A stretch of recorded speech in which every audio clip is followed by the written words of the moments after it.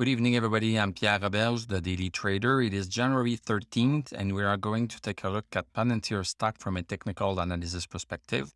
My goal in doing these videos is to help you understand how you can use technical analysis to make better trading and investing decisions. But I am not a financial advisor, so please do your own research and make your own decisions.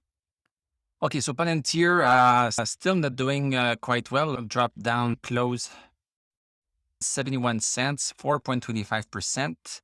We closed at 1601 and post-market we are up 1 cent. Take a look at my Tesla video where I take a brief look at all of the indices, and the indices have been going down today. So the stocks are reflecting what is happening. We have a red candle here. We tried to break yesterday 1713. We tried to break it, but we just could not. And we are just down from there. Let's look at the 1 hour chart.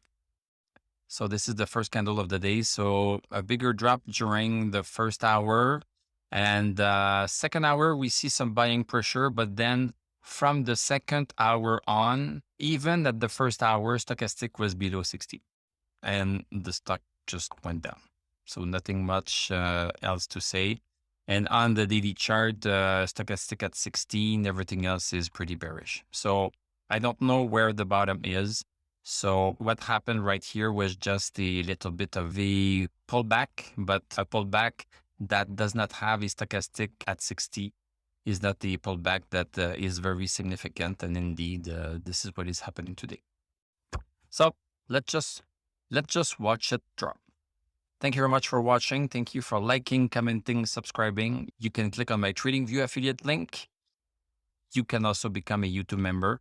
I'm going to wish you a great evening. We are going to talk tomorrow, and I'm going to tell you à la prochaine.